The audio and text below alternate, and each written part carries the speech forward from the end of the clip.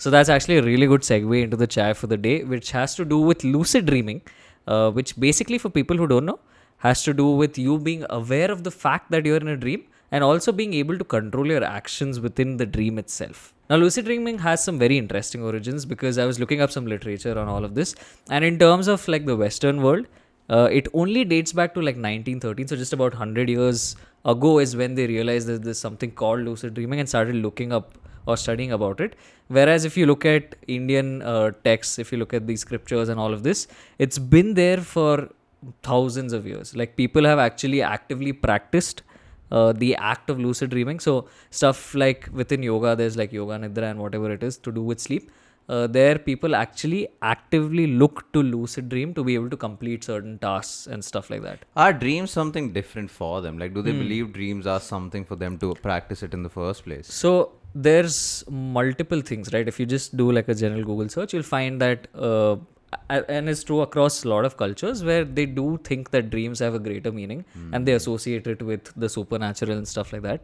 But even if you discard all of that, there have been it has been documented that people try and actively lucid dream to be able to problem solve basically in their dream. So an example of this, or something that you might have actually even heard of from some scientists, is that they're working on some problem and they get the solution while they are in their dream. Right. Has something like that happened to you guys? No, but it's like I have this where I'm working on some like a project, and maybe that's the first thing that's the last thing I do before sleeping, and then I'll probably get dreams about that. Like I'm working in my dream as well. Or but are you doing the same step as you were before you fell asleep? Not the same step, but like my mind will be actively thinking about work, and then I'm in that space itself doing that thing. Or if I watch like a really scary movie or like a thriller movie, I'll be in that situation or scenario, something similar, like a weird scenario. So it's generally the last thing which I do or watch, it generally affects my dream.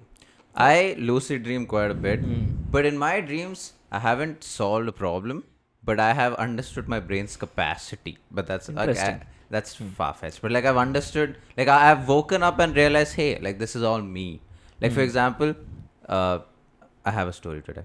For example, I had a dream where I was in a classroom and there was a math teacher teaching English. It was an actual math teacher of mine, but teaching English in the movie, in the dream. And she's asking synonyms of some words, right? And so there are a lot of kids in front of me who have answered. There are about 10 to 11 words on the board and I can see them.